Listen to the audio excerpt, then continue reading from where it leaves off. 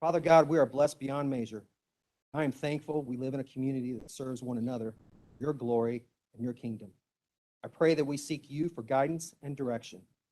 Lastly, Father God, I pray for our enemies, those who seek to harm us. I pray for their conversion. I pray for the evil they do may be restrained, and I pray they will receive divine justice.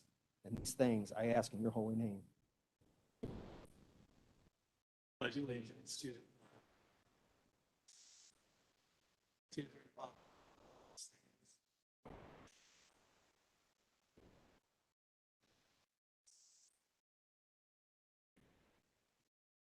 Welcome, everyone. I will now call to order the Monday, December 20th City Council meeting. Mrs. Donaldson, roll call, please. Fitzwater, Present. Hensley, Present. Himna, Here. Lester, Here. Schreiber, Present. Spencer, Here. Spicer, Present. Vogt, Here. Ward, Wiseman. Present.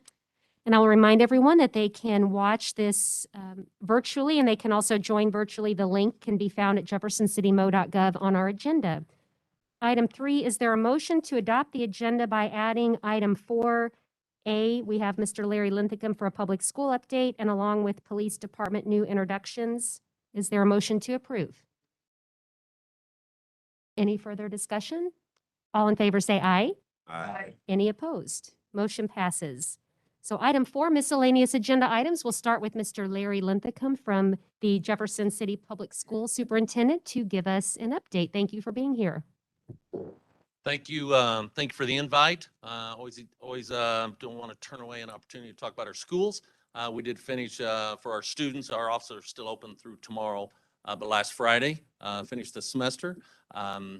These are challenging times, I think we all know, but they are also opportune times as well. With COVID last year, we were the largest district in the state that was able to stay open. With the challenges with that, this year we give a weekly update of our 18 schools depending on numbers.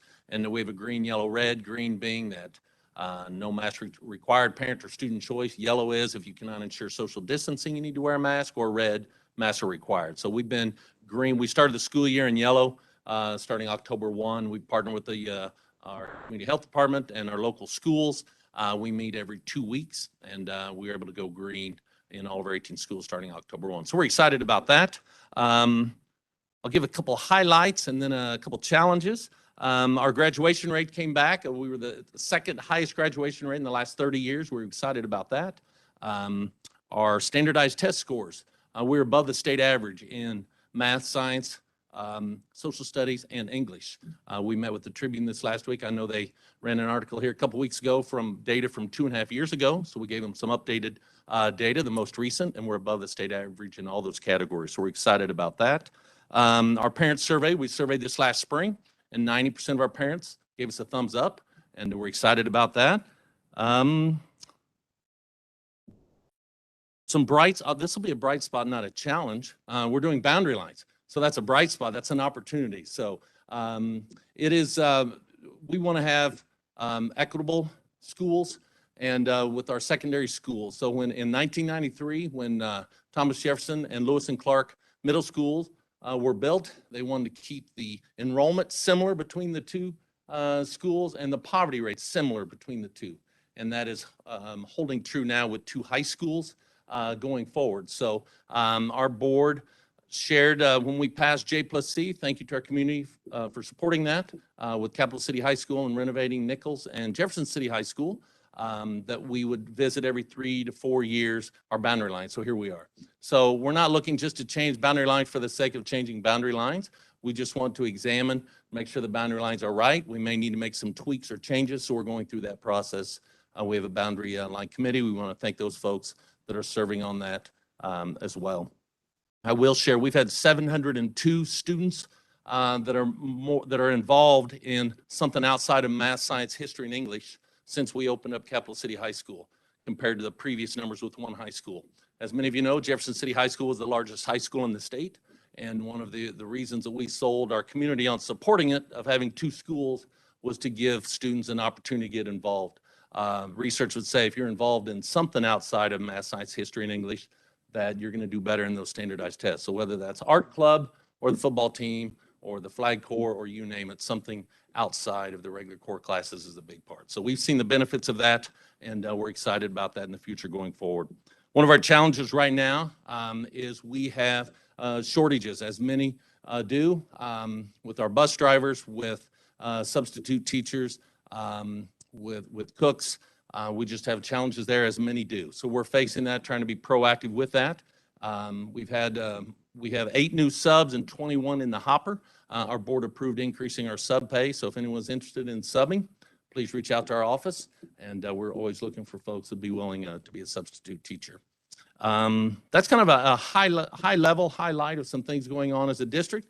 We have some holiday tournaments here showcased. I saw Chris here talked about briefly at Jefferson City High School and Capital City High School. We have some teams coming in that should be fun to see. So we're excited about that going forward. So any questions for me on anything here or anything else as far as update wise? Councilman Spicer. Thanks, Larry, for coming. Hey, just had a quick question. On the Capital City High School, I just had a question why the sports complex is not finished, or in the future, is it going to get finished, or how soon will it be when it's finished? I'd like to give you a short, but I know my time is limited here, but I'll say this. When we passed J+C, we said Capital City High School would have practice facilities, that we would continue to use Jefferson City High School for athletic competitions. When we opened up Capital City, in 5 to 15 years, we would look at phase 2. Folks forgot that real quick. And so some of the fields are practice fields were asked, hey, can we go ahead and use that for competition? Well, we can. They may not have restrooms, may not have bleachers, may need your lawn chair. And some of, wait a minute, my taxes went up and I don't get to sit on bleachers? Yes, that is true. So to answer your question, will not be finished by next fall. Our board did approve it the December of 2020, or a year ago, for $21.4 million to finish Capital City High School and Jefferson City High School on athletic facilities. That $21.4 million is now $28.1 million, as we know, with increasing costs in everything. And so we've kind of modified that, but there is progress both at Capital City High School and Jefferson City High School, and it won't be complete this fall. We are not anticipating, but it will, we hope, finish by January 1, which would be a year from now, but we hope by this fall, a good chunk of it will be complete at both places. Awesome. Thanks. Longer answer than I should have, but there was a lot of parts that need to be Okay. added to it. Councilman Spencer. First off, Mr. Lipcomb, thank you for coming here. I know it's something we've been trying to work on and get done. Absolutely. And I think it's important that different entities have open communication, that ability to communicate back and forth. So I hope this is not a one-time venue opportunity for you to come and speak. I hope we just multiple, if at all possible. And I just really do appreciate you showing up tonight, and look forward to hearing from you in the future. Okay, sounds good. Thank you. Any other questions? Councilman Hensley? Yeah, I'll echo those thanks. Thanks very much. It's a nice opportunity. I have 2 students at Moral Heights Elementary, and I was surprised to learn recently that it may be one of 2 schools in the district that doesn't have central air. So with all this exciting development going on, I guess I'm curious, A, could that really be true in 2021? And B, if it is true, when are they going to get, when are they going to get central air? Yes, it can be true. It is true. It is scheduled for this summer, both at Thorpe Gordon and Moral Heights, both in renovations there. Great. Thank you. Absolutely. Thank you. Any other questions, comments? We appreciate the update and always welcome you back. And also want to point out you have your son, Michael, with you tonight. William. I'm sorry, William, and great opportunity to have you here. Welcome. We're happy that you came as well to see city government in action. So Can he stand up to show that the Well, thank you, thank you William, guys, and for I being am here. headed Thank to you, a Larry. ball game, so I'm going to stay for the rest of your meeting. So Well, thank you for thank you, being guys. here. Appreciate it. And next, we would like to introduce, we have Lieutenant Williams with us, who's going to introduce our new police officers this evening. So we're very honored to do this welcome.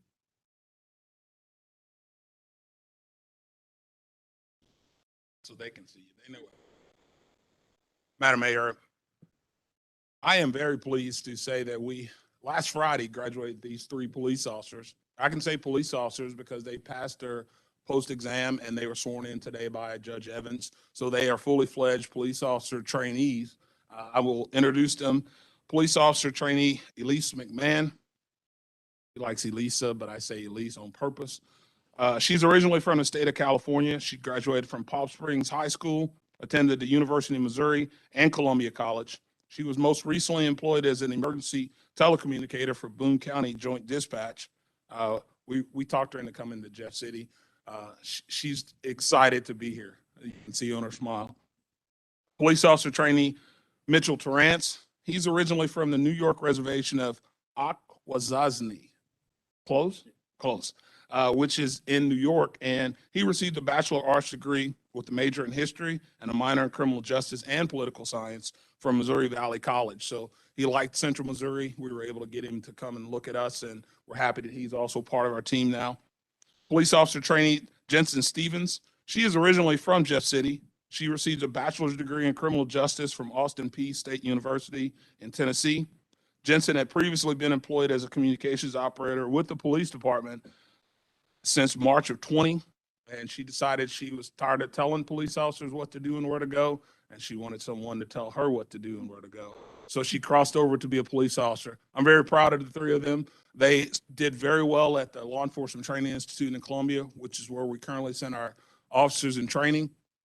They represented the city very well. It's a class of almost 30, and they scored high in all categories. Elisa was second in scoring for overall student. She was 6 points out of 1,000 and 1,600 possible points. She missed first by 6 points and single six. So we're very happy to have them part of the team. They've got about 18 weeks of training with a field training officer, and then they'll be patrolling the streets and taking care of the citizens here in Jefferson. Well, we are so honored. Congratulations for being part of such a fine police department. We're happy to have you. And if you wouldn't mind, we'll have you all come forward, and we'll have counsel come up and we'll get a group photo so you can commemorate this night. Thank you. Congratulations.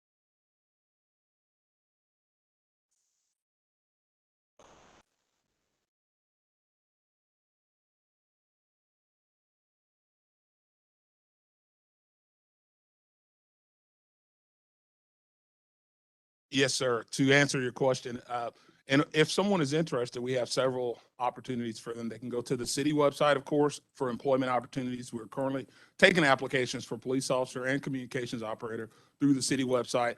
We also have a separate website for people to look at. It is the Join Jefferson City PD.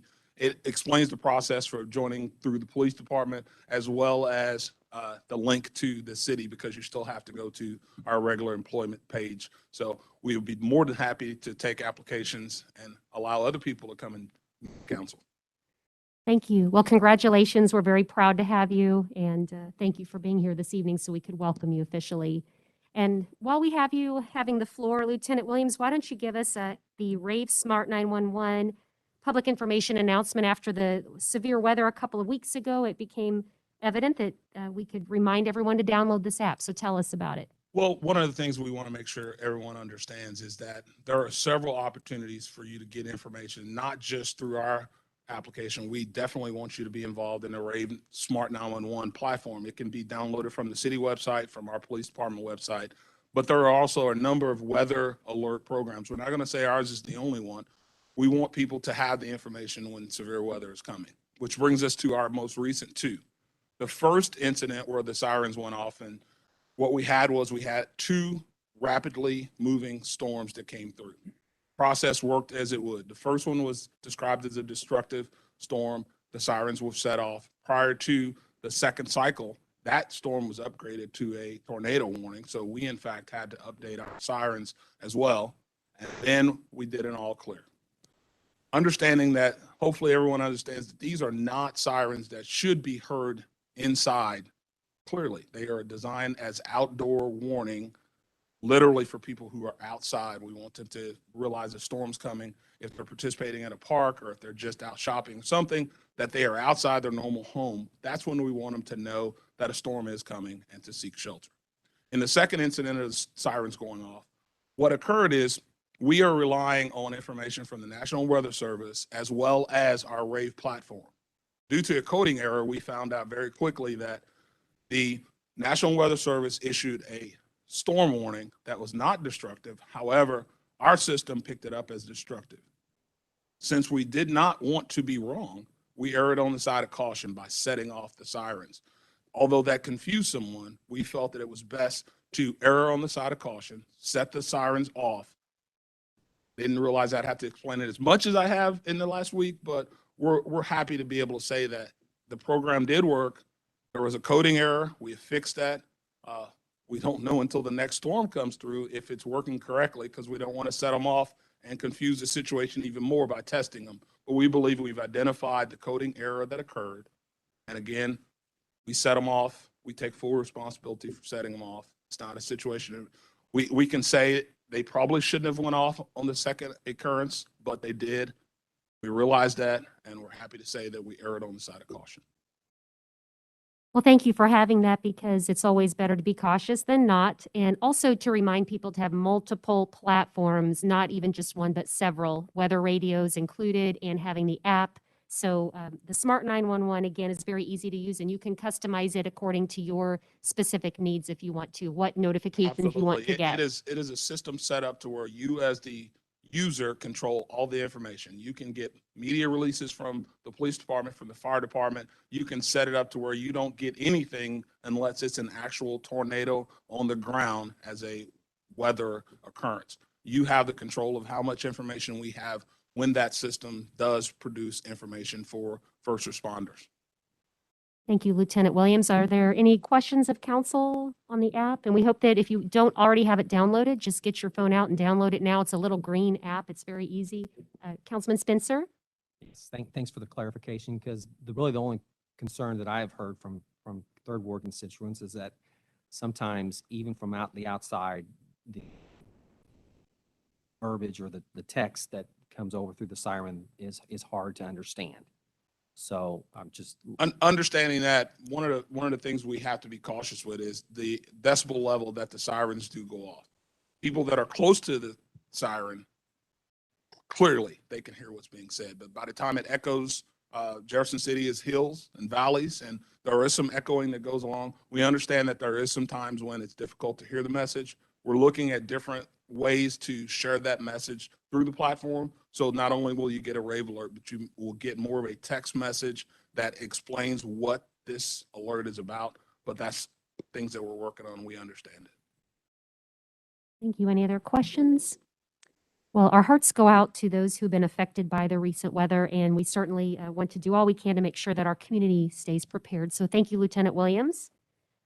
And now the last item under miscellaneous is pandemic update. We have Miss Christy Campbell on the line. Welcome, Christy. Thank you, and thank you for allowing me to join virtually tonight. Unfortunately, our COVID case numbers are still elevated, a little higher than we'd like to see. Our hospitalizations have been holding steady. Each hospital has been seeing about 15 to 20 COVID patients on a daily basis. I have heard that the total census in the hospital is higher because of other illnesses that are circulating in the community or other health issues, and staffing continues to be their main limiting factor. The Omicron variant was detected last week in the sewer shed sampling that the Department of Health and Senior Services conducts.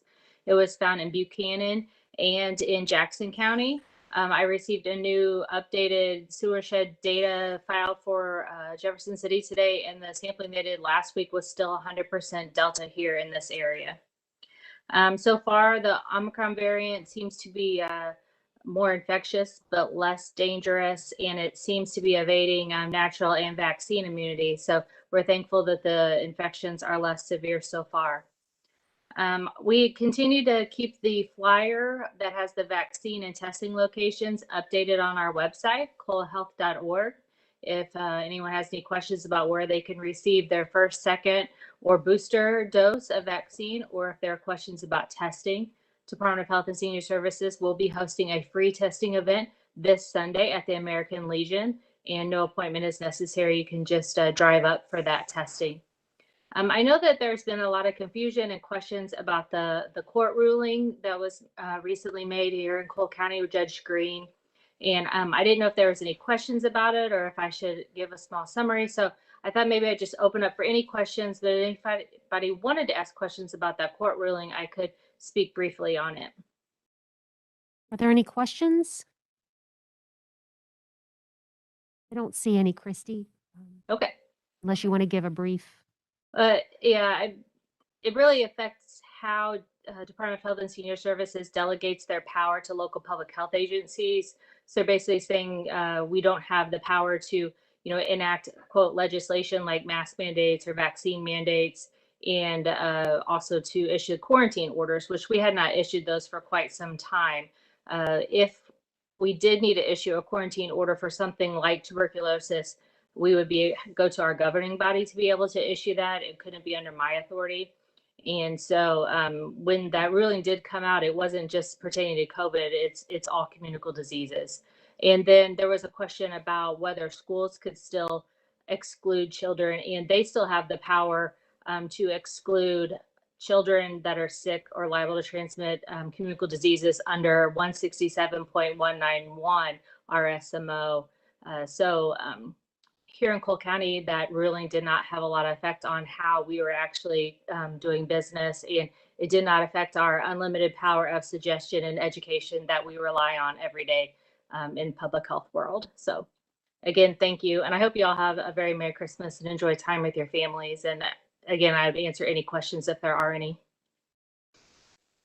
Thank you, Ms. Campbell. We always appreciate you giving us these updates at every meeting. So thank you Thank you. again. Have a good night. You too. Item 5, public hearings, RS 2021-30. A resolution of the City of Jefferson, Missouri approving an amendment to a special exception use permit for property addressed as 849 Stone Ridge Parkway. And that should be a 20. I said 30. My apologies. Mr. Barron. Thank you, Madam Mayor. This request deals with property located at 849 Stone Ridge Parkway. Is the Sam's Club retail building shown up on the screen is property zone C2 general commercial. It is a big box retail use, meaning greater than 100,000 square feet, which requires a special exception permit. In 2013, a special exception permit was applied for and approved for Sam's Club. And one item of review within that special exception permit is the exterior facade of the building. So Sam's Club is now requesting a change in that exterior facade. So up on the screen is the existing, or what was approved in the 2013 special exception permit, more of a brown and tan hues color facade for the building. What they're proposing with an amended special exception permit is a blue-gray, so painting the tan brown to a blue and a gray color scheme. Also, some minor changes in signage are incorporated within this amended special exception permit request. This matter was reviewed by the Planning and Zoning Commission at their meeting on November 18th. It was approved on a vote of 7-0. And I'd be happy to answer any questions before opening the public hearing. Thank you. Are there any questions? Councilman Spencer? So has any of the work been done on the property yet, or? Yes, they have painted the building. That is at their own risk. Certainly, that was not anything that was approved by city staff. So how does that process work as far as communicating to Sam's or Sam's corporate? Are they aware of the process of how this is supposed to go? So they often work through consulting firms. And so, but yes, they were very aware of the process and that they needed to seek this approval prior to pursuing any work. So there, I guess my point is that, was there any follow-up during them? I mean, they just didn't get that done in a day. So I guess staff wasn't aware of it, I assume. I was not aware of it until after it had been completed. Any other questions before we open the public hearing? Seeing none, we will open the public hearing portion for RS 2021-20. Is there anyone here that would like to speak on the resolution? Mr. Reisick?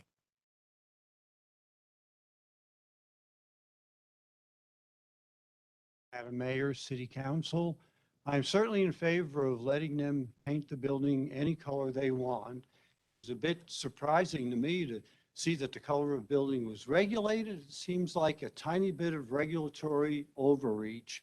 I'd like to suggest to you all that you minimize regulations like this in the future to make better use of city staff time. Thank you. Thank you. Is there anyone else here that would like to speak on the resolution? Seeing none, we will close the public hearing portion, and I will ask for a motion to approve RS 2021-20. Is there a motion to approve? Second. Any further discussion, deliberation by council? Roll call, please. Oh, I'm sorry, Councilman Fitzwater. Just as a follow-up, how can we prevent this? If, I don't disagree on unnecessary regulations, but if we have regulations, assume businesses in the community are gonna live by our processes.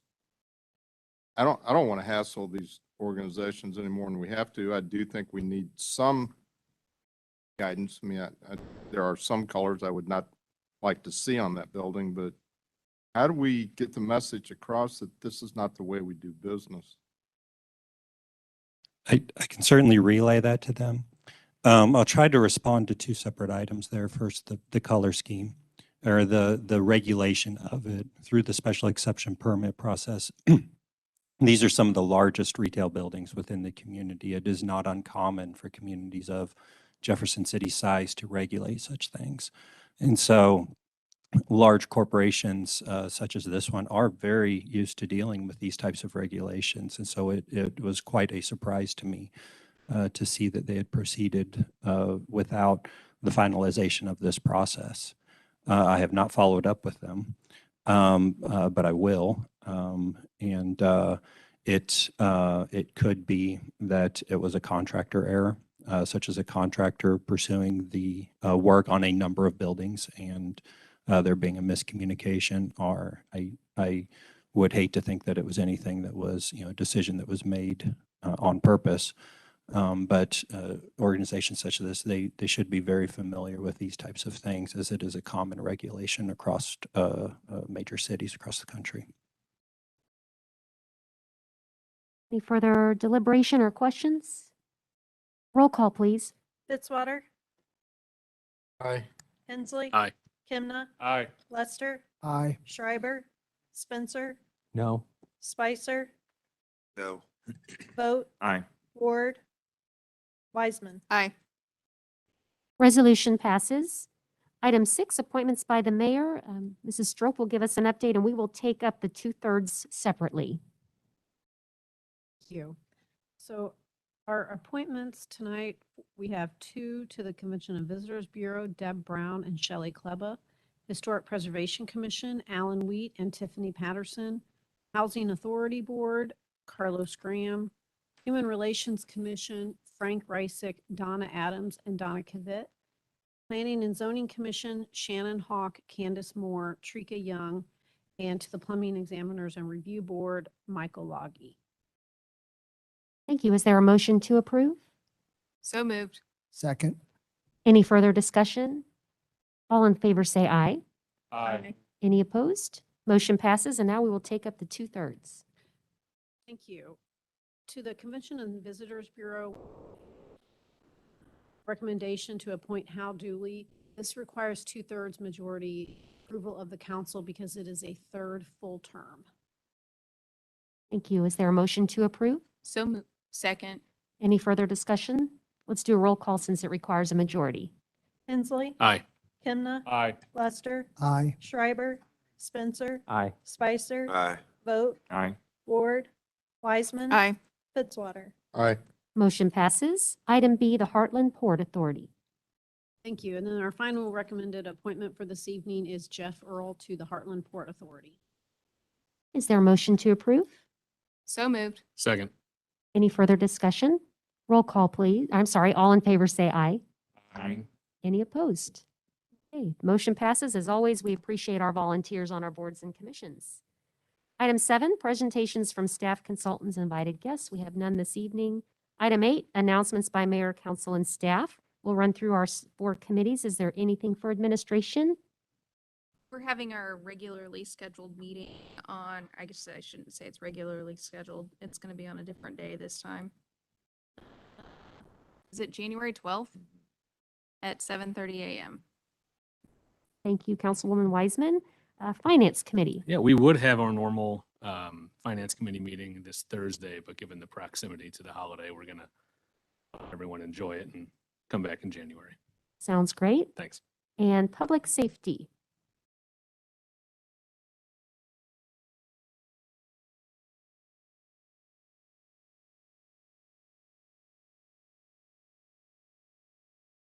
Okay, thank you. And Public Works and Planning. Our next meeting will be January 13th. And you can check out jeffersoncitymod.gov for our full meeting calendars and agendas. And I will start with my announcements. I really just have one big one, and that is that we opened the Bicentennial Bridge today and had the ribbon cutting at 1:30, and it was a perfect day for it. It was incredible. It was a wonderful event. It's fun to bring everybody down there to the bridge. We led it off with the Jefferson City Police Department Bicycle Patrol, which I think was pretty nice to highlight that. And as we know that so many people will be riding their bikes, and having access from PD and highlighting the bicycle patrol was great.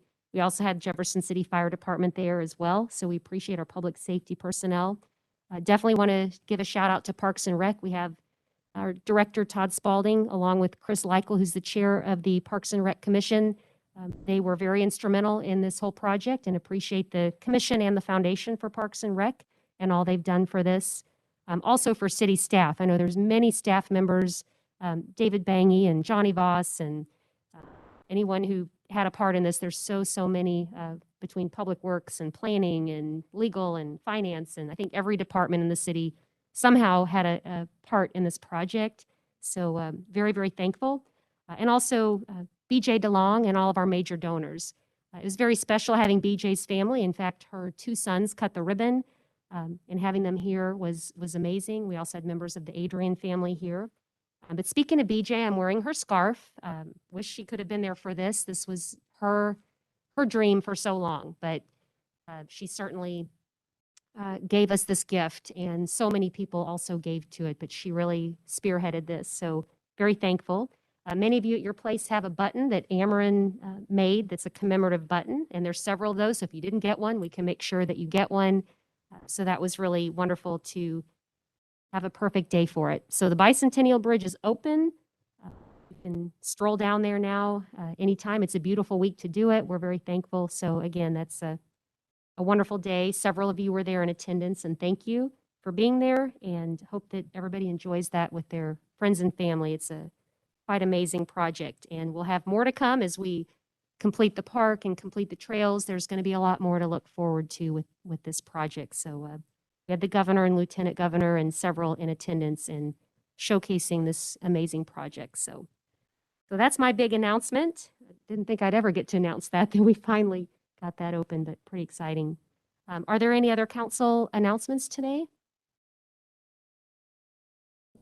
Yes. So we just want to announce that in January, Jefferson City will have a new emergency shelter to provide warm, safe place for persons who are homeless to sleep during the cold months. No other options. The shelter is called Jefferson City Room at the Inn, and they'll operate when temperatures are life-threatening levels. Any guest who agrees to follow the rules of the inn will be welcome. It's a low barrier shelter. It's been a goal of member organizations of the Homeless Task Force for a while.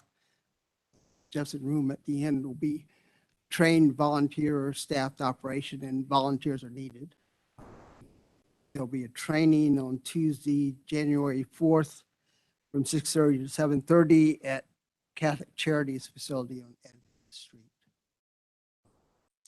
And I also wanted to say that earlier this month, an effort to prevent additional homelessness, Jefferson City by the task force sponsoring a couple of sessions in which volunteers assisted persons who are under threat of eviction to fill out paperwork to qualify for assistance in paying their rent.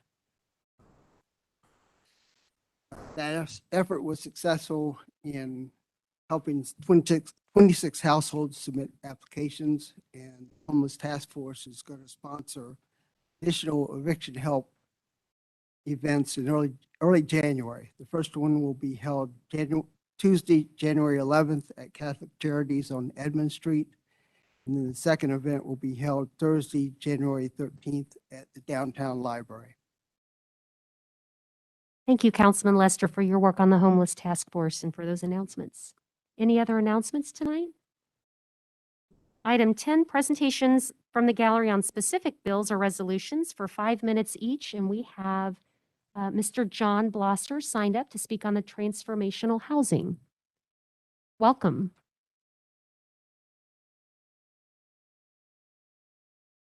Thank you, Madam Mayor, Council. We've spoken here before, so I'm not going to go through our background, but we're a faith-based organization that's going to be providing low-income housing along with a pair of coaches assigned to the people living in each apartment. We're nearing completion at 203 Cherry for 5 units. And we expect that to be occupied sometime in March. Proceeding on and looking to the future, we've made an offer to the Housing Authority to purchase 101 Jackson. Familiar with that, and we've made our offer, and we have asked them to provide assistance in repairing the roof. The roof on it right now leaks, water's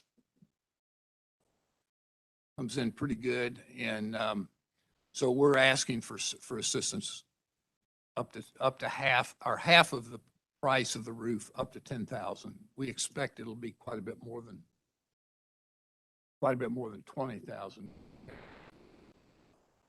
because of damage that's probably on following the sheeting. So that's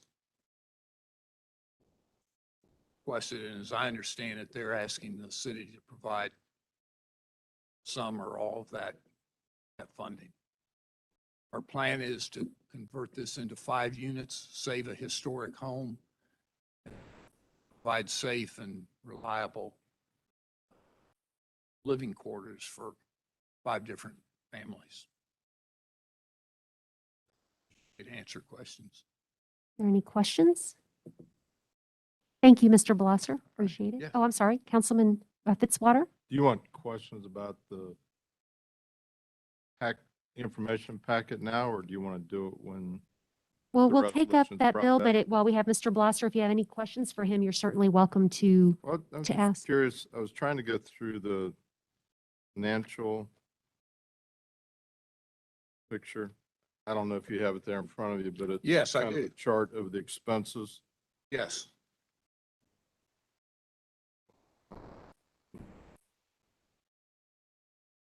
Trying to figure out the totals at the bottom. There's 3 columns. 149,000, 105,000. Were those the total across? I don't know where we got the 544,000. Yeah, it's Where, should be the total. Those 3. So I didn't check the Excel spreadsheet math, but that should be the total of those. all right. I think that is, I think I see how you're totaling it now. Yeah. And we have made one change to this, the sewer, because we weren't aware at the time we made the offer that there's no sewer connection for the building. No sewer connection that'll meet code. So we've added another $10,000 to our estimate.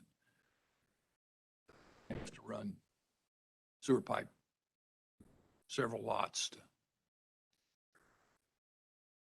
Okay, I think I'm following the math now and where you got to it. So you're saying the total project cost somewhere in the $544,000 range? Right. That's correct. Thank you. Thank you. Any other questions? This will be less than what demolition of the property would be, sure. We appreciate the investments that you all have made in the community. Your other projects have been great example. Right. Thank you. Thank you. Your interest. Up next, we have Michelle Wessler from the Jefferson City Housing Authority. Oh, and we have also Mr. Todd Miller and Cindy Reeves. So we have everybody signed up. So wonderful. Welcome. Thanks for having us. I'm not Michelle Wessler. I'm Todd Miller. I'm legal counsel for the Housing Authority. So the proposal that you have in front of you, I've seen that proposal. We saw it at our board meeting the other day, so I'm speaking from memory. It's an exciting proposal. The city should be excited. The property at issue is the last of phase 2 for Barbara Bisher's condemnation projects.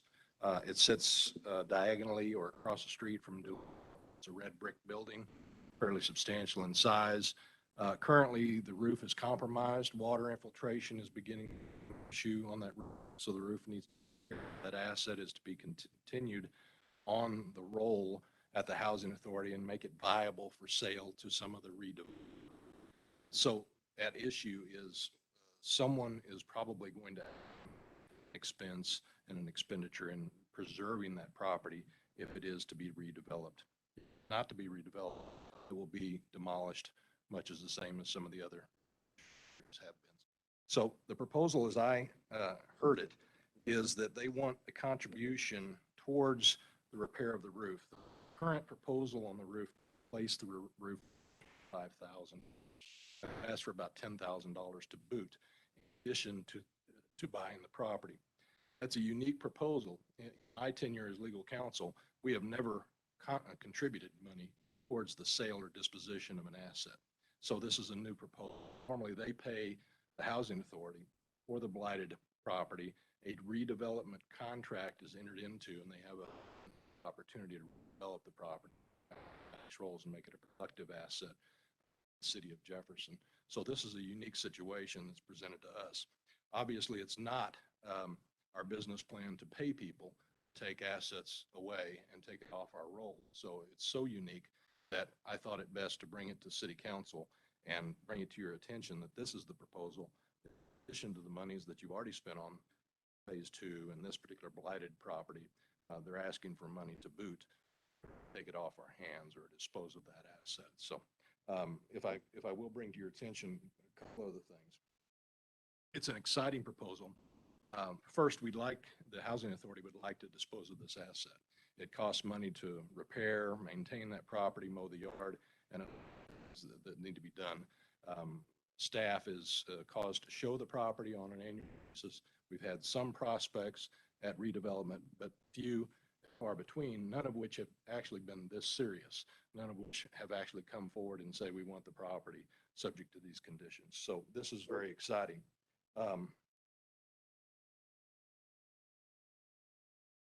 Currently, the Housing Authority does not have its budget money on hand to the city to reimburse the housing as part of its normal contribution towards those properties as we dispose of that asset. So we're here before you to bring to your attention that it's an exciting proposal, but it's so unique that we're asking for you discussion, conversation, and approval of that money to boot.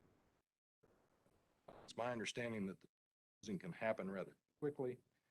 They have money on hand, having looked at their income statement, their balance sheets, they have some money on hand, which would cover the totality of the development. $540,000 is not all.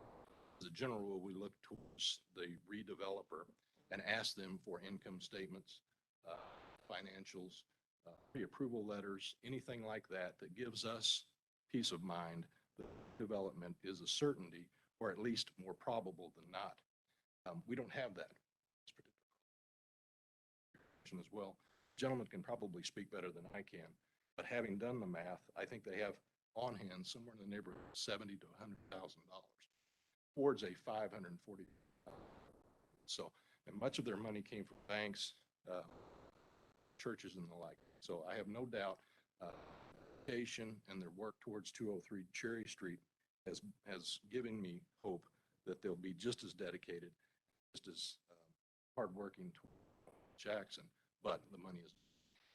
If this were a small business person or an individual in the city of Jefferson that approached the housing authority and said, we'd like to buy this property, I don't know that it would be approved. Because again, the approval, redevelopment acumen, the development assets really aren't. So I bring that to your attention as well and ask you to think of that in your this matter.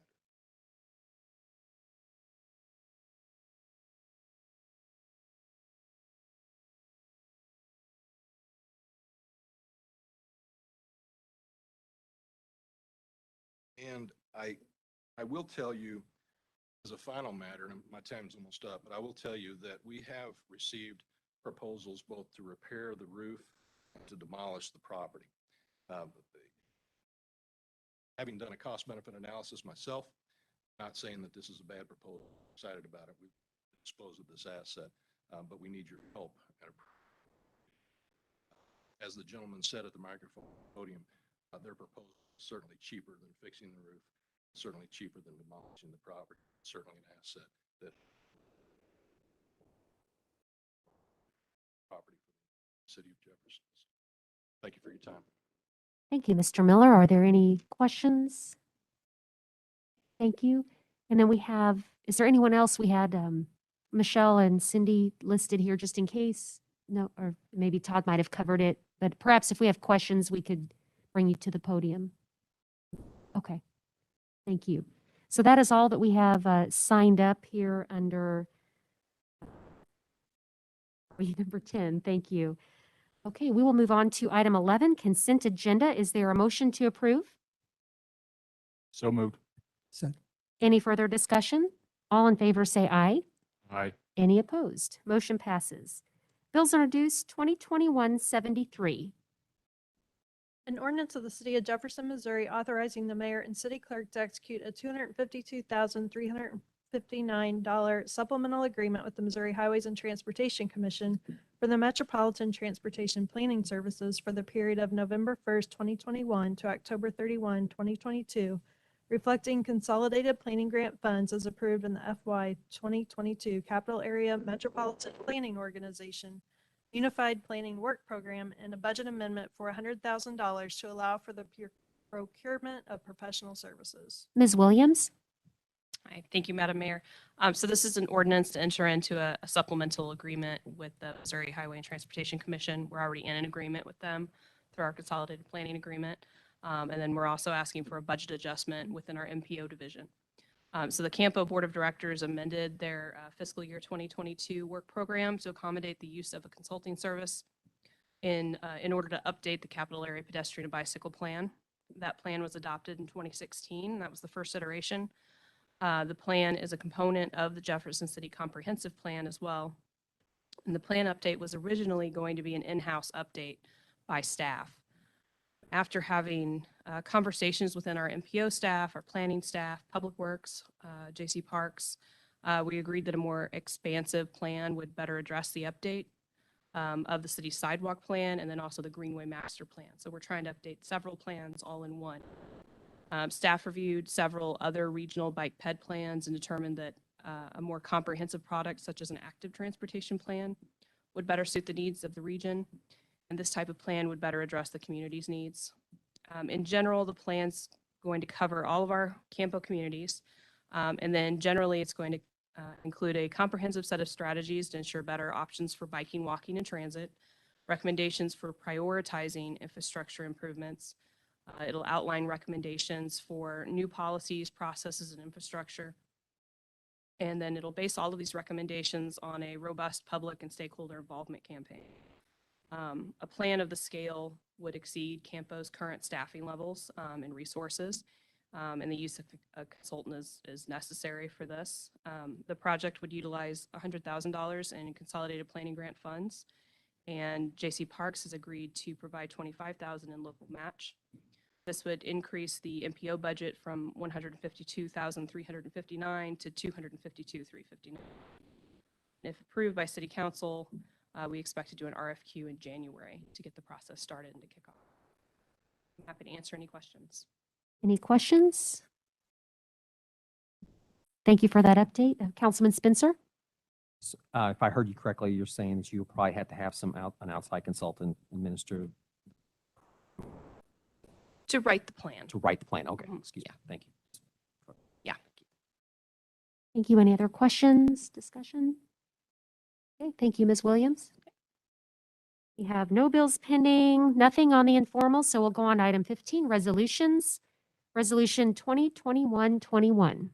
A resolution of the City of Jefferson, Missouri adopting policies and procedures for the 2022 Community Development Block Grant Program. Ms. Trotman? The city adopts a 5-year consolidated plan and an annual action plan that outlines programs to be funded with CDBG funds. This policy and procedures manual is intended as guidance for the city's CDBG program and is not meant to be a substitute for federal regulations. This manual provides a format to inform clients and guide staff on proper administrative procedures to follow, guidelines on federal compliance requirements, financial and administrative procedures, eligibility, and application requirements for homeowner support and demolition programs. So the 2022 activities are going to be our down payment assistance program, our emergency assistance repair program, and our demolition program for removal of slum and blight, and then possibly a public infrastructure project. And this manual is effective January 1 and will remain in effect until updated or replaced. And it can be revised to meet changes in federal regulations, actions of the City Council, or to meet administrative needs upon approval. And I'm happy to answer any questions. Thank you. Are there any questions? Do we have a motion to approve? Second. Any further discussion or deliberation? Roll call, please. Kimna, Aye. Lester, Aye. Schreiber, Spencer, Aye. Spicer, Aye. Vogt, Aye. Ward, Wiseman, Aye. Fitzwater, Aye. Hensley. Aye. Resolution passes. 2021-22. A resolution of the City of Jefferson, Missouri adopting policies and procedures for the CDBG-CV Child Care Provider Financial Assistance. Ms. Trotman? Okay. Again, thank you, Madam Mayor.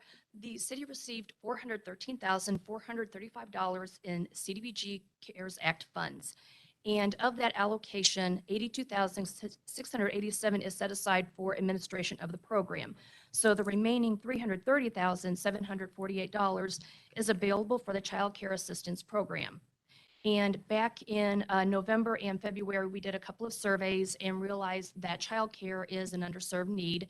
And that is what we are going to go ahead and put towards the CARES Act funds towards. And so the city received 11 applications from childcare providers, and each of those applications were either fully or partially funded. So, and one of those is the 24-hour daycare that was destroyed by the tornado back in May of 2019.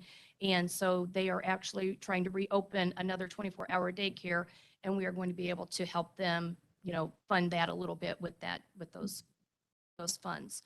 And so the Child Care Assistance Program will help low to moderate income families withstand the ongoing pandemic by providing financial assistance to child care providers. The eligibility criteria, procedures, and regulations outlined in this document shall be used to implement the Child Care Assistance Program, including but not limited to any current or future grants from the U.S. Department of Housing and Urban Development funded Community Block Grant CARES Act funds. And eligible activities include child care assistance for low to moderate income families for 3 months. They can use it for staff training. They can use it for salaries and benefits, construction and rehabilitation activities, and they can put it towards rent, utilities, and insurance, and also furniture, equipment, materials, and supplies are also eligible activities. And so the project period to spend these funds starts January 1 through December 31 of 2022. And so I'm happy to answer any questions. Thank you. Are there any questions, comments? Councilman Fitzwater? I appreciate you bringing this forward. I just had a couple of questions. I think you said that there's some money built in for the admin of the program. We feel comfortable that we can handle our portion of what's going to be required in the program. Yes, absolutely. But what would that entail? Tried to read through this document. It talks a little bit about what the city requirements are, but anything outstanding that might be a problem area? No, really, and we also have admin built into our regular CDBG program as well, and that just helps with some of the administrative costs of running the program, whether it be staff time or whether it be supplies, that type of thing through the program.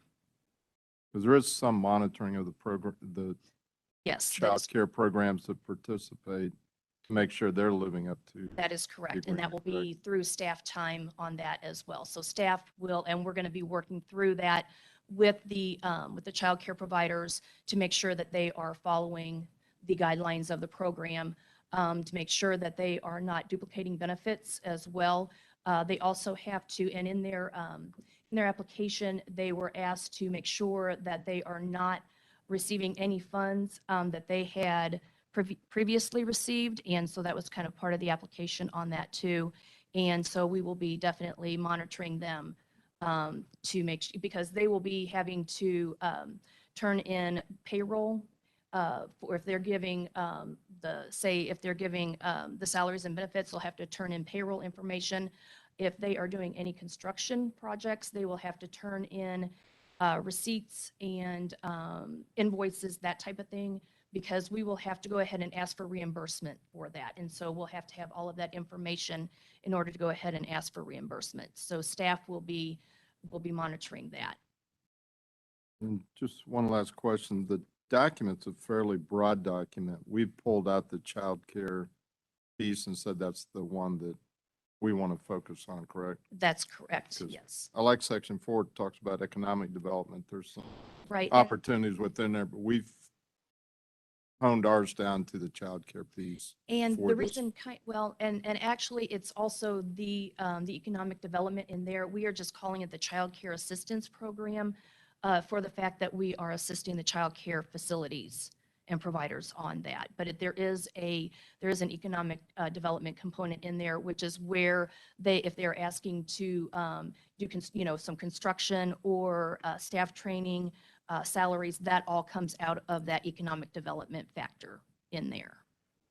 But it seemed fairly broad, other projects that might, away from this project, seemed like there were other opportunities with that, accurate or not. So I'm not saying we made the wrong selection. I'm just saying Sure. this looks like a really incredible program that has a lot of opportunities down the road. right. And really, and the time period is only from January through Right, December so that they can. 1 year, but Yeah, right, that they can use the funds. And we kind of looked at the other programs, but it was, the child care assistance that we felt was an underserved need, and that's what we went through, that's what we went for with this program. I know that the economic development, part is a factor on that. And that is, like I said, where they do the construction, if they have anything that they want to do repairs on their facility. And we also kind of lumped the staff training, any materials and supplies underneath that. They also had to basically in their budget outline all of what they're asking for in their budget. That's how we kind of determined when we had the selection committee go ahead and kind of determine how to fund them. That's kind of what they looked at too. They looked at everything, whether they were asking for child care assistance subsidies or whether they were asking for assistance with rent, utilities, that type of thing. Answers your question. thank you. Okay, thank you. Thank you. Any other questions, discussion? Councilman Spencer? you'd mentioned that the 24-hour daycare center that obviously was affected by the tornado, which really impacted a lot of families for a location, a safe location to take their kids while working different shifts, both parents working different shifts possibly. And I know that person has had some challenges of gaining property and those kinds of things. Have they been able to come up with a plan to where they'll be able to secure property and Yeah, actually, where the Pumpkin Patch Daycare used to be on, I think it was North 10 Mile Drive, if I'm thinking of the address. Yes, she has secured a facility for that. So, and she's actually been in there trying to do renovations and bring it up to the state regulations, basically, that they are asking for her to do. So, is that the city limit, inside the city limit? yes, it is. Okay. Yeah. Oh, thank you. Thank you. Any other questions or a motion to approve? Second. Any further discussion on the resolution? Roll call, please. Lester, Aye. Schreiber, Spencer, Aye. Spicer. Aye. Vogt, Aye. Ward, Wiseman. Aye. Fitzwater. Aye. Hensley. Aye. Kimna. Aye. Resolution passes. Item 16, we have no one signed up under presentations. Item 17, is there any council and staff discussion of presentation topics? Item 18, new business 101 Jackson proposal. Mr. Molman.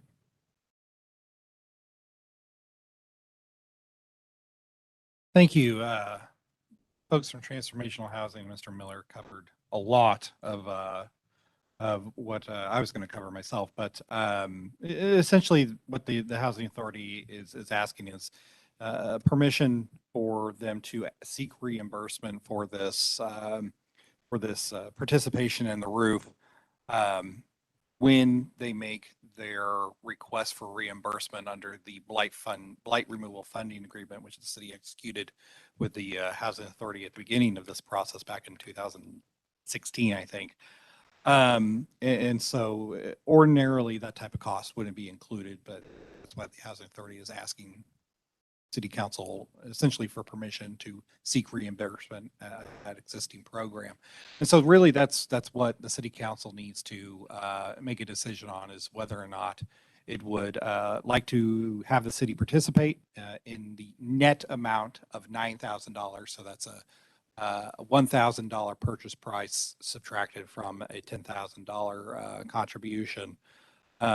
And so if the city council would like to participate in that amount, what I would do is then work with Mr. Miller and the folks from Transformational Housing to either be a joint party on that redevelopment agreement or maybe enter into some sort of reimbursement agreement. But because of the small amount, that's something that Steve could execute under his authority under $25,000. But whether or not to have this be funded is something that need to come before the city council, because it's not money that would regularly just be part of the reimbursement program. So with that, I'd be happy to answer any questions kind of on the technical level. But once again, if there's any substantive questions on the redevelopment itself, the folks from Transformational Housing, perhaps Housing Authority, might be able to speak to that. So say fire away. Thank you. Any questions? Councilman Hensley? Thank you. Just a couple questions, Ryan. Would this sort of reimbursement approach be in line with how we've operated under any guidelines that might be in place for this, for the normal reimbursement program? So I would say this falls outside the normal reimbursement program. So that contract between the Housing Authority and the city calls for the city to reimburse the Housing Authority and its cost of acquisition and disposition of the properties. This is a redevelopment activity, and so that's why you're seeing it here today, is because it is outside the regular program. Okay, so even if it doesn't fit into that, it's not necessarily prohibited by some controlling authority. Right? No, this is within the city's discretion to participate or not. And there's a line item for this type of expenditure, right, in the budget? So there is, but that item has been exhausted. And so one thing that we'd have to do is figure out where the funding would come from. One source that has been preliminarily identified is ARPA money. So this is within a designated census tract. And so this type of activity within a designated census tract would be eligible to be used out of the ARPA funds. But there's, there could be several different potential sources. That was just one that was kind of high level identified as being eligible. All right, thank you. Thank you. Any other questions? Councilman Fitzwater? Yeah, and some of mine are more process questions, and I appreciate the presentations. I know you've got a very exciting project on Cherry Street. I've not been inside it, but I've been by it, but I have seen some of the pictures and publications. So I appreciate the work's going on. My two comments are related more to process. One is I pulled the Capitol Avenue Urban Renewal area plan out. Interesting, you signed it 5 years ago yesterday. 5 years into that project. I was hoping Mr. Sanders would be here tonight. It would be nice at some point just to get kind of a, where are we on the 5 years? We've demolished some properties and been a step fashion, but I'd kind of like to get an update on where we are on that, 5 years into the plan. I hear positive comments about the overall plan. I hear negative comments about it. So just kind of an update. And, I guess a question, does a project like this, as exciting as it is, kind of fit in the vision of what was hoped within that document when it was approved 5 years ago? And my second comment just relates to, and I'm speaking only for me as one of 10, having projects like this, and I know we get into situations laid on the desk where we don't really get a chance to debate it back and forth and talk about it. It has nothing to do with the merits of the organization that is proposing it. I think they have a limited track record, but a positive track record so far.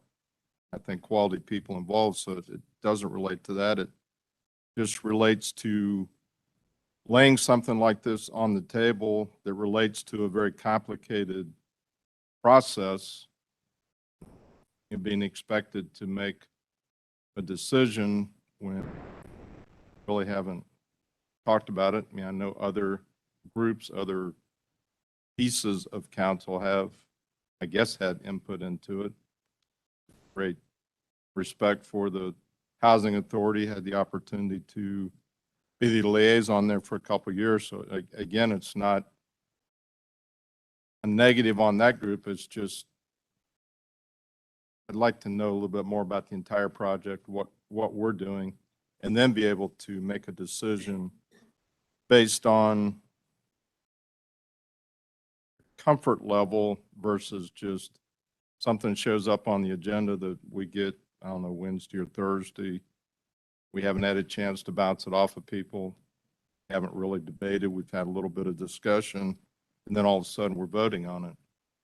And I know, there are issues with trying to get the roof fixed. There are a lot of critical issues, but I guess this is more as much a process issue as just wanting additional information before we proceed with what on the surface appears like a very viable group and be a very viable project. But I don't like doing business that way. And I know that we bring things in here and, sometimes we have to act. I don't see the critical why this has to be acted on tonight before we can just kind of cogitate on it. So those would be my comments. Thank you, Councilman Fitzwater, and I'll address a couple of those. I know you mentioned if Mr. Sanders were here, and I know he could elaborate, but I will say, interestingly, the 5 years that's gone by and that question and that piece, the revitalization of Capitol Avenue and those structures has been a priority, and we've seen some success with that. That particular home at 101 Jackson was one that was a bit more challenging. It has been through the process. We've seen other potential buyers.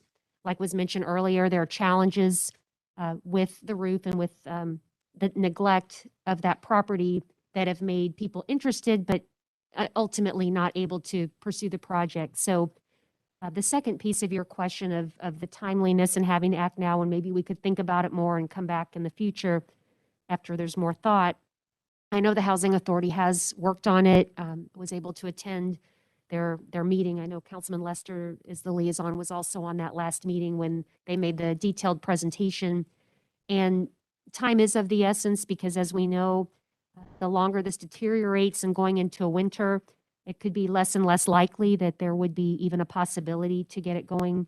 I think also we know the need for housing in our community, especially this type of transitional housing is something unique to our city, and very excited to have the one on Cherry Street with their track record and all the partners that are part of this. So it is very unique. We don't typically see these type of projects with so many partners, and the role of the Housing Authority, a lot of this, they have taken it on. I think you have a good point. We almost could have a work session about just the Capitol Avenue, where we've come in 5 years and where we're going, because we really need to focus on the future of Capitol Avenue after the tornado and everything else that's out there. So I think that's a very valid point. But I do think on this, for all of those reasons, I think it would be very, very beneficial to have this potential buyer and this partnership and something that's needed and welcome in our community and that would benefit the area and that would save a structure from demolition. There's so many reasons together. So hopefully that will alleviate some of the concerns and get this moving so that perhaps they can actually get some things moving and repaired in a more timely manner rather than waiting for the weather to deteriorate it even further. Any other council? Yeah, and again, I appreciate that. I would hope we would look at our process, though, that everything here is many things that come to city council are crisis situations. I just don't like operating that way. Again, I mean, this is a very credible housing authority. I have a lot of respect for the tough decisions they make. And we as a council have tried to assist them by putting money in. So it has no hesitancy with housing authority. And again, I don't know a lot about the transformational group, but I do know a number of the people on their board of directors, which I hold in high esteem. So I have a lot of respect for that group and anybody that's willing to swing a hammer and, you know, try to help with projects. We had the opportunity to bless a Habitat house. So anybody that's willing to do those kind of projects. But I just think this council deserves opportunities to cogitate on these, and especially I mean, there are people that really appreciate the Capitol Avenue project, but there are developers and other people you talk to that aren't as excited with it. So I just want to make sure that all the pieces we put together fit within. Yeah, I know we've got a need for housing in this community. I saw the timeline they put in there.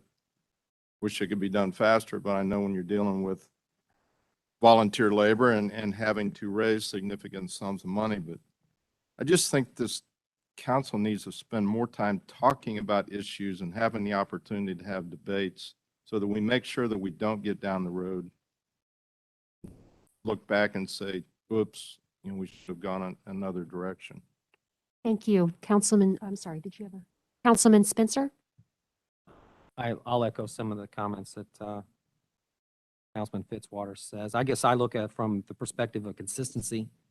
Mr. Miller shared tonight that this is a little bit out of the norm as far as a proposal. I guess what I would ask is, how could we bring it into the norm? Financial commitment possibly, or dollars would that look like? Estimate on that, or I guess that's solely on the potential developer, I guess, but. I mean, I guess to bring it into the norm, it would be a proposal that doesn't include a public assistance component to it. That's really what is unique about this situation. So I can't speak to why the developer brought their proposal the way that they did, but that's what is before us. That's what's unique about it, is that there is a public participation component to the offer. So I'll address that. Yes, welcome. Yes. Councilman Spencer, it's really a case-by-case basis. I wasn't around for on the back of phase two. As phase two began to sell out, assets, the value in which we got for each property continued. Whereas on the front project, some of those properties were substantially less. And that could be contributed by variables of weather, deterioration, and the like. Be that people are sophisticated to the process and realizing how much money it takes to redevelop these properties and what their potential uses are down the road. So to say that we need 250 slush amount that we discretion to help dispose of these assets, I don't think that's needed to go. In this particular instance, the immediacy, and to Council Fitzwater's suggestion, we were approached at our last board meeting with this proposal, so it's new to us as well. We haven't had it digested ourselves. However, we haven't had a whole lot of serious offers for this particular property. It's the last of phase two. I've got some good phase one. So, and I have some exciting news in phase three. Several properties condemned recently by order of Judge Green. So phase three is moving on. It's one that the Housing Authority, if further deterioration of the roof over the winter, saved.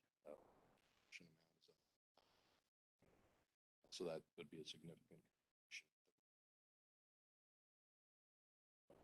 So I don't know that there's slush fund or ask for or receive, because as we go forward, we anticipate that appraisals will be more aggressive. I encourage the appraisal phase three isn't used in. So now we get of what these roofs look like. Found in the latter part of phase two that the vast majority of the roofs were collapsing. That's why a lot of the properties are being condemned. So having sent a drone up in anticipation of condemning these three properties, most of the properties issues. So now you're seeing appraisals in the low five-figure amounts, considerably lower than phase two. So the disposition of those assets should be a little bit easier. You shouldn't have to come. Mr. Miller, just for clarification, for understanding of for me, is that you as the Housing Authority really haven't had the time to look into this proposal or even make a recommendation to this body. Is that correct? That's correct. There's a motion made at our board meeting. It's my board to kind of excited about the project. To obligate the city council to contribute money for the disposition of asset, but historically that's why we're to Councilman Fitzwater's position. I'm digest them well as well, and that's why we're here and hit the pause button. In a perfect world, and it would be structurally sound, and then something else would happen. It's a big project. It's 540. Renewal has a term of 18 months. I doubt seriously that. So there'll be some extensions.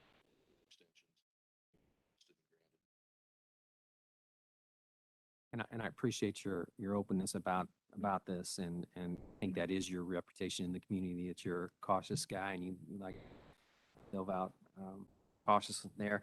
No further questions at this time. Thank you. Ms. Wessler? Is one of the reasons why they're asking for the 9,000 is make sure that they have enough funds to go ahead and do this repair as soon as possible. So as soon as they sign on the dotted line, they're going to have somebody in there replacing that roof. And that's that's the urgency. It's not that they need that upfront money to make that happen. It's where they're, and thank you for your time. Thank you, Ms. Wessler. I'd like to say I have been into, and it is amazing. The quality of the work that the volunteers are doing is just, it is true quality. It's not somebody slapping anything. They are truly some really genuine, good craftsmanship. And it's going to last because quality product, and they've got some quality people doing the work. I was very impressed because prior to becoming the executive director, that was my job, making sure that all the construction stuff was done. And this is by far anything much better than anything I've seen. Gone back in and over and over, get it to where they're at, and I mean, it's there already. So they really do have some quality craftsmen doing. Thank you, Ms. Wessler. I have been in there as well. I'm sure several of us have, and it is worth it. If you haven't, please take the time to do it. This is a very unique project. This is not a typical developer type of project. This is something that is, like I mentioned before, the partnership aspect of it and the craftsmanship that's there. So I would really like to see this move forward. Your point about the fact that if this passes, as soon as that does, they can get the roof repair would certainly keep the building saved instead of perhaps the five-figure demo costs that you said could be on our hands that would not enhance the neighborhood and the community and the whole point that we, as 5 years ago, signed to move this project, to move Capitol Avenue revitalization forward. So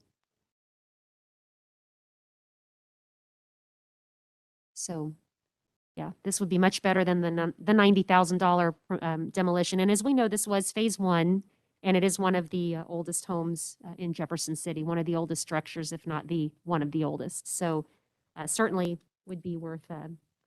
Mr. Blosser, would you want to come forward just to the mic so they can hear you? We don't have a crew standing by right now to go re-roof. But if we're given this and we, end up buying the house, that'll be the first thing we get on.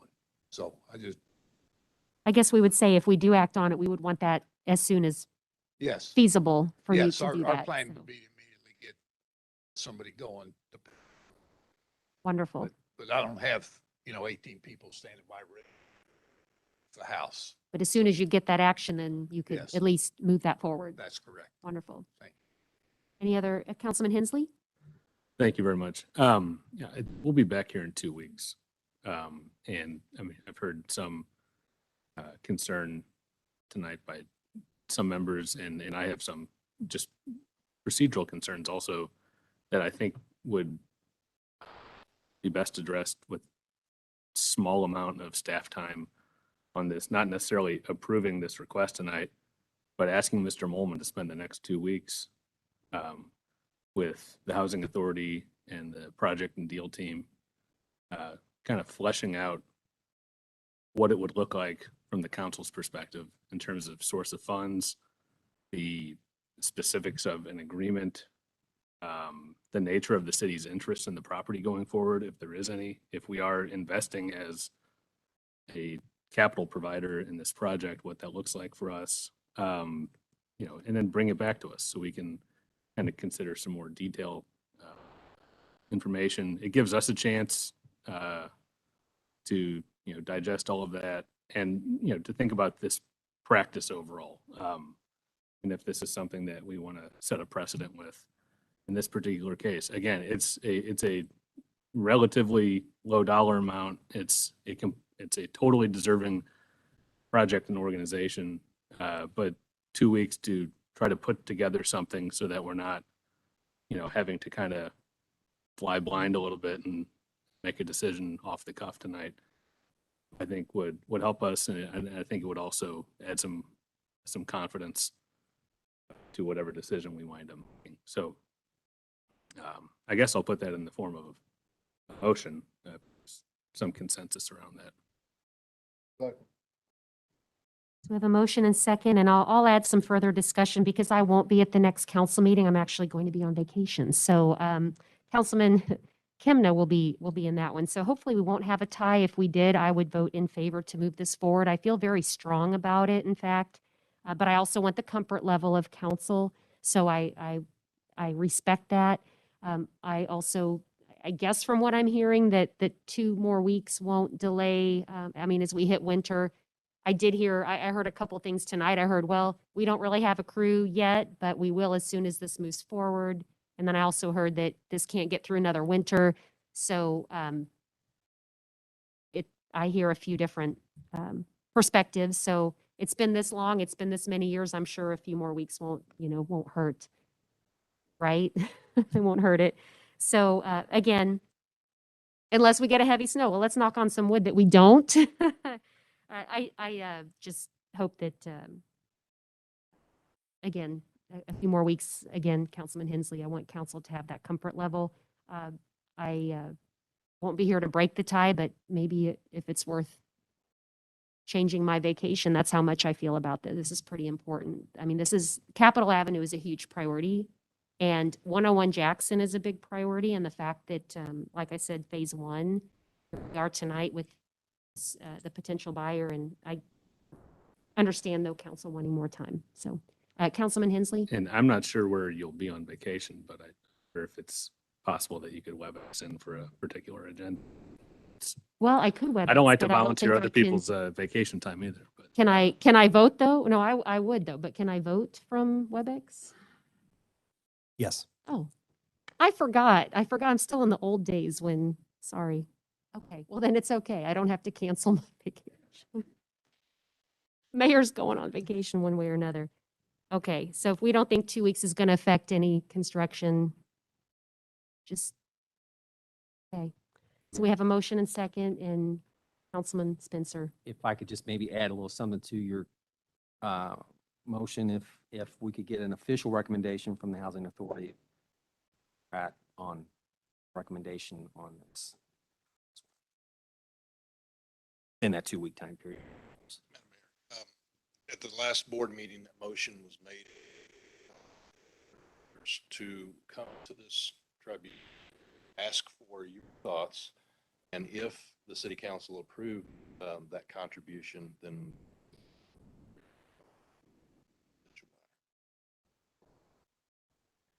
contingent upon your it's approved as far as the housing authority is concerned. Thank you. One last thing, we did have a tour with Historic City of Jefferson's board and actually walked Capitol Avenue about a week or so ago. I know Ms. Wessler was with us too, and Housing Authority and the board, and seeing it firsthand like that is something that I would certainly invite council, if you get a moment, to walk Capitol Avenue. There are areas that are pretty alarming, but then to see what we're doing is amazing. But this is so needed. I mean, that's why we did this 5 years ago, get this thing rolling and clean this blight, because it is amazing the blight that you see. So I would encourage you all to take a moment, and I know Ms. Wessler would be happy to probably show you around. Yes, please call her. It is, you really need to see the urgency that we're working with. So appreciate the support and thank you. So there is a motion and second. Any further discussion? Roll call, please. Schreiber, Spicer, Vogt, Ward, Wiseman. Aye. Fitzwater, Aye. Hensley. Aye. Kimna. Aye. Lester. Aye. Schreiber. Motion passes, and I see 2 hands. Oh, did I we marked, skip? sorry, I marked you when I said Schreiber. Spencer? Aye. We get everybody? Yeah. Okay, motion passes. Councilman Fitzwater? It might be worth putting together some kind of work group for the council to get a firsthand look of Capitol Avenue, rather than 4 or 5 of us asking individually if there's interest. I mean, I would appreciate the opportunity. I mean, I walk it all the time, but unless you have someone there explaining property by property and kind of what the vision is, so maybe it'd be worth it. I know we're going in cold season, so figure out how we do it, but might be worth doing something organized if there's several of us. Well, Ms. Wessler, we'll pick a day and when weather, we'll do it quick enough that we can still post it, but check the forecast before. Councilman Schreiber? Another opportunity as well, you can get with Mr. Sanders. I had the opportunity a couple months ago to go around with one of our inspectors, and we went all over Capitol Avenue behind the buildings and through them and everything. So that's another opportunity. Might exist if someone can't go as a group, if some people can't. So it's very enlightening to see some of the problems that they're faced with. Yes, it is. Well, we will work on that. We'll connect. Thank you. Item 19, any unfinished business? Other than everybody have a Merry Christmas. Councilman Spencer? For Mr. Spalding on the caretaker's house, could I get you sent out an update on an email form Friday. It stated that the second floor was not going to be finished. Is that just due to timing or construction timetable? Timing, yep, we just haven't gotten there yet. We wanted to make sure getting into the renovation of an old house like that is kind of where we're going to be with change orders and stuff, so. It's not budget related or over budget or anything like that? Nope. Considered. But I've driven by it a few times and it's looking great, so. Yeah, we're excited about it. We've had some folks at the the ribbon cutting today mention it too. We're excited. Thank you. Thank you. Anything else under unfinished? Item 20, motion to adjourn. I move to adjourn. I guess I adjourn if you're gonna move now. All right. Is there a second? All in favor say aye. Merry Christmas. Thanks, everybody. Oh, and Happy New Year. We won't be here till after the New Year.